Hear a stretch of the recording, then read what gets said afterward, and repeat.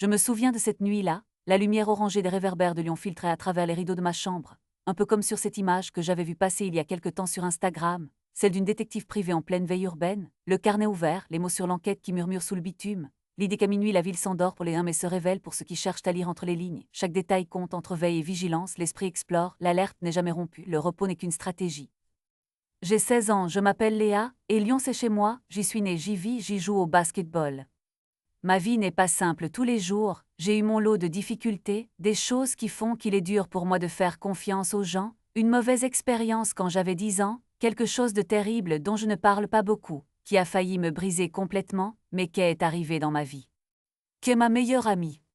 On a le même âge, 16 ans, et elle m'a sauvée vraiment, elle a été là quand j'en avais le plus besoin, elle a cette lumière en elle, elle est sociale, pleine d'énergie, tout l'inverse de mes angoisses, et grâce à elle j'ai pu retrouver un semblant de confiance, apprendre à respirer de nouveau, même si l'ombre n'est jamais très loin. C'est important de savoir ça, parce que tout ce qui s'est passé ensuite tourne autour de Kay, et aussi autour de quelqu'un que mon père connaît bien, un ami de la famille, un homme qu'on voyait de temps en temps à la maison. Tout a commencé il y a quelques semaines. Kay a changé. Du jour au lendemain ou presque. Elle qui est toujours riante, toujours entourée, s'est mise à s'isoler. Elle répondait moins à mes messages, elle trouvait des excuses pour ne pas venir s'entraîner avec moi au basket, elle évitait mon regard quand on se croisait au lycée. Une partie de moi me disait de la laisser tranquille, de respecter son espace, si elle traversait quelque chose de difficile qu'elle n'était pas prête à partager, c'était son droit, mais une autre partie de moi, la partie qui connaît l'isolement, la partie qui a peur pour les gens qu'elle aime, cette partie-là paniquait. L'isolement soudain n'est jamais un bon signe, surtout quand on a l'habitude d'être entouré, je le sais trop bien. Alors j'ai écouté cette partie qui hurlait à l'intérieur de moi. Après mon entraînement de basket, j'ai attendu près du gymnase, je savais qu'elle prendrait ce chemin pour rentrer chez elle. J'ai guetté sa silhouette, elle portait des vêtements sombres ce jour-là, et j'ai failli la rater dans la foule d'élèves qui sortaient. Quand je l'ai finalement vue, j'ai compris que quelque chose n'allait pas du tout. Ses yeux étaient rouges et gonflés, elle avait l'air pâle, comme si elle voulait disparaître, que le sol s'ouvre sous ses pieds. Mon cœur s'est serré. J'ai marché droit vers elle, j'étais tellement inquiète que toutes les pensées effrayantes me sont venues à l'esprit. Je lui ai demandé calmement, « Ça va pas, Kay? Qu'est-ce qui se passe?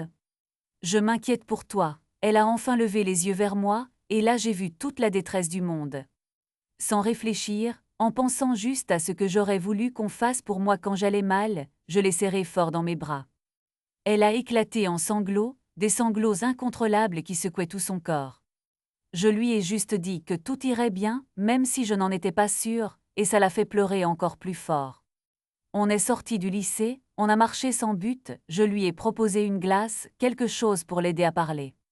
Finalement, entre deux sanglots, au milieu du parc près de chez moi, elle a réussi à me raconter. La dernière fois qu'elle est venue à la maison, c'était il y a une semaine, j'avais invité quelques amis dont elle, mon père avait aussi invité des gens, et cet homme était là, cet ami de mon père. Elle m'a dit qu'il l'avait harcelée. Elle n'a pas donné les détails tout de suite, c'était trop dur, mais le pire, le truc qui m'a glacé le sang, c'est qu'il l'avait menacée. Il lui avait dit que si elle me racontait quoi que ce soit, il me ferait du mal. À ce moment-là, le monde a basculé. La colère a monté en moi comme une vague immense, une fureur que je n'avais pas ressentie depuis des années, depuis mon propre cauchemar. Personne, mais alors personne, ne touche à Kay. Personne ne la blesse, personne ne la menace. L'idée qu'elle avait porté ce poids toute seule, la peur, la menace qui pesait sur elle, tout ça parce qu'elle voulait me protéger, c'était insupportable. Et en même temps, dans ce chaos d'émotions, j'ai senti autre chose, quelque chose que je refoule, quelque chose que je ne m'avoue pas encore complètement mais qui est là, la réalisation que mes sentiments pour qu'elle dépassent peut-être l'amitié, que l'idée de la perdre ou qu'il lui arrive quelque chose est encore plus terrifiante que je ne le pensais. Mais ce n'était pas le moment d'y penser. Mon seul objectif était de punir cet homme, de faire en sorte qu'il ne puisse plus jamais faire de mal à personne. Je voulais qu'il paie. Sans réfléchir aux conséquences, juste avec cette rage qui me dévorait, j'ai pris le téléphone de Kay. L'idée m'est venue tout de suite, tordre la situation, utiliser sa propre perversité contre lui. J'ai fait semblant d'être Kay, j'ai commencé à lui envoyer des messages qui, je l'espérais, le mettraient à l'aise, le feraient baisser sa garde, lui montrerait qu'il pouvait continuer son jeu ignoble. J'ai forcé des mots, des tournures de phrases qui me dégoûtaient, pour qu'il se sente en confiance. Et ça a marché mieux que je ne l'aurais cru. Il a répondu vite. Ses messages sont devenus de plus en plus explicites, de plus en plus immondes. Il se dévoilait complètement. Et puis l'impensable s'est produit. Il a envoyé une photo. Une photo de lui-même, de ce qu'il ne devait pas montrer. C'était dégoûtant, terrifiant. J'ai senti les larmes me monter aux yeux, pas de tristesse, mais de rage et de dégoût. Cette image, je sais qu'elle restera gravée dans ma mémoire, une cicatrice de plus. Mais j'avais la preuve. J'avais ce que je voulais, ce qui le piégerait. Dans mon élan, sans même réfléchir aux dégâts collatéraux, porté par cette seule envie de justice pour Kay et pour toutes les autres, j'ai pris les captures d'écran de toute la conversation de la photo. J'ai décidé de tout envoyer à tout le monde. J'ai partagé ça sur mes réseaux sociaux, j'ai envoyé les images à tous mes contacts, et surtout, j'ai trouvé le contact de son patron, qui est aussi le patron de mon père, et je lui ai tout envoyé avec un message expliquant ce que cet homme avait fait.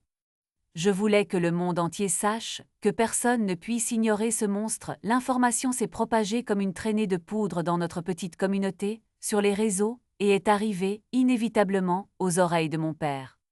Je ne l'avais pas prévenu, j'avais peur de sa réaction, peur qu'il ne me croie pas, peur qu'il protège son ami, ou pire, qu'il soit en colère contre moi pour avoir mis Kay en danger ou avoir causé un tel scandale. Mais sa réaction a été différente. Dire qu'il était en colère serait un euphémisme.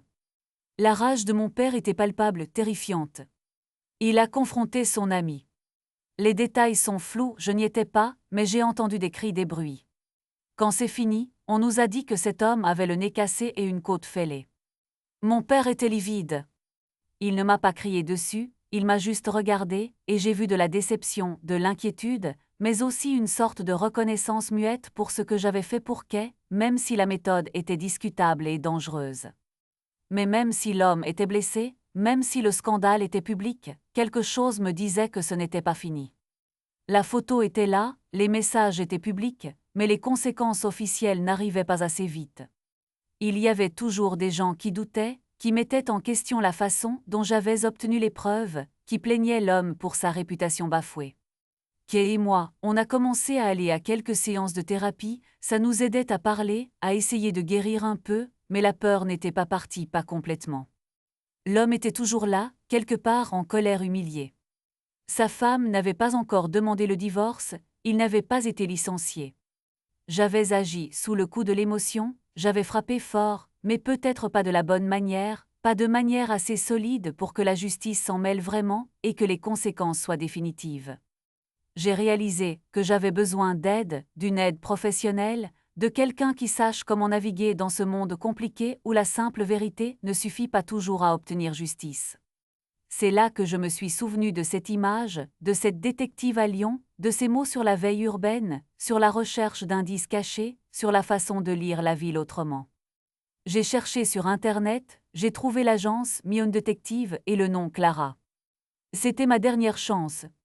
J'étais au bord du désespoir, épuisée par le stress, la peur pour Kay, la peur pour moi, l'impression que malgré tout ce que j'avais fait, le monstre pouvait encore s'en sortir. J'ai contacté Clara de Mion Detective.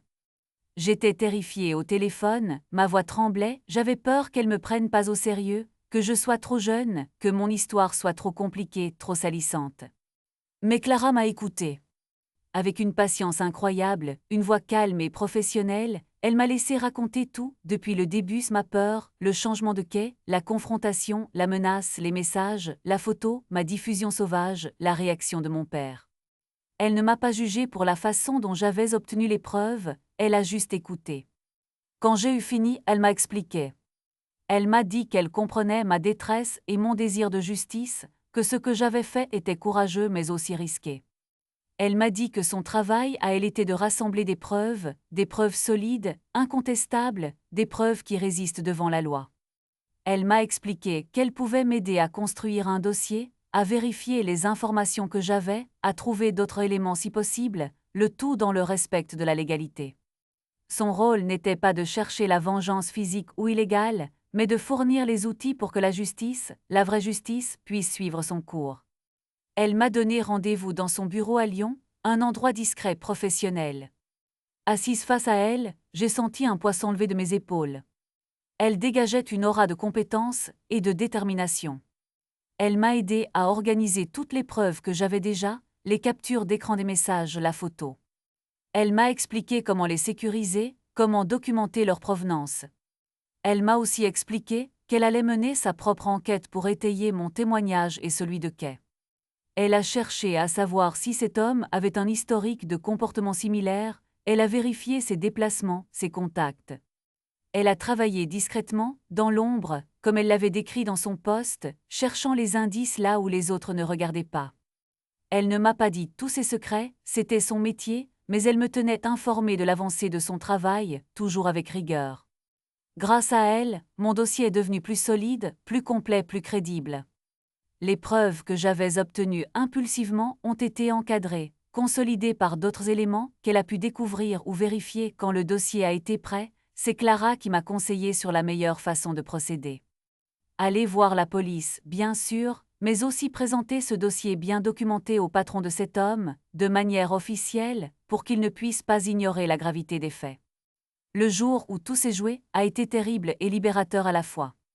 Avec le soutien de mes parents, qui cette fois étaient entièrement derrière moi et Kay, et avec le dossier de Clara, nous sommes allés porter plainte. Mon père a aussi présenté le dossier au travail. Cette fois, l'homme n'a pas pu nier, pas avec des preuves aussi claires et bien étayées. Les conséquences ont été rapides et sévères, exactement comme dans le récit que j'avais lu sur Reddit, et qui m'avait donné le courage d'agir au départ, même si la route pour y arriver avait été plus longue et complexe que mon élan initial. L'homme a été licencié sur le champ. Le scandale a éclaté au grand jour, avec des preuves irréfutables cette fois. Sa femme, confrontée à l'horreur et à l'humiliation publique, mais surtout informée par le dossier de Clara des détails de son comportement et de la menace qu'il représentait, a demandé le divorce immédiatement et a obtenu la garde exclusive de leurs 2 enfants. Je me suis dit, comme l'auteur du post Reddit, que c'était la meilleure chose qui pouvait arriver à ses enfants, loin de lui. Sa femme a aussi obtenu la majorité de leurs biens, une forme de justice financière pour la vie qu'il lui avait cachée et gâchée. Quant à l'homme lui-même, en plus de la plainte pénale qui suivait son cours, il était ruiné, seul, publiquement discrédité. La justice a pris différentes formes ce jour-là. Aujourd'hui, plusieurs semaines ont passé.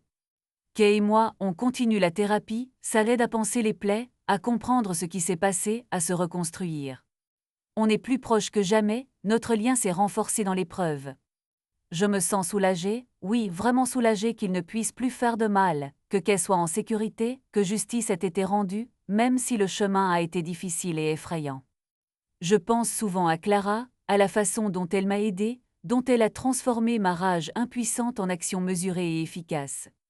Elle n'est pas une justicière masquée, c'est une professionnelle qui utilise son intelligence et ses compétences pour aider les gens à obtenir la justice qu'ils méritent, dans les règles. Son travail dans l'ombre, sa capacité à lire les indices que je n'aurais jamais vus seule, a fait toute la différence. Sans elle, je pense que mon action impulsive aurait pu se retourner contre nous, ou ne pas avoir de conséquences aussi importantes et définitives. Maintenant, je me pose la question que l'auteur du post Reddit se posait à la fin, est-ce que je dois dire à Kay ce que je ressens vraiment pour elle? Après tout ça, après avoir failli la perdre, après avoir réalisé à quel point elle compte pour moi, au-delà de l'amitié. Est-ce que ça ruinerait notre amitié? Ou est-ce que ça pourrait nous rapprocher encore plus? Je ne sais pas encore. Chaque jour est un pas vers la guérison pour nous deux. On a traversé l'ombre ensemble, et peut-être que maintenant on peut chercher la lumière quelle qu'elle soit. La veille urbaine de Clara continue à Lyon, cherchant d'autres vérités cachées, d'autres indices dans le silence, et moi, ma propre veille continue aussi, pas forcément dans la nuit, mais en moi, à chercher comment avancer, comment faire confiance à nouveau, comment aimer, même si c'est difficile.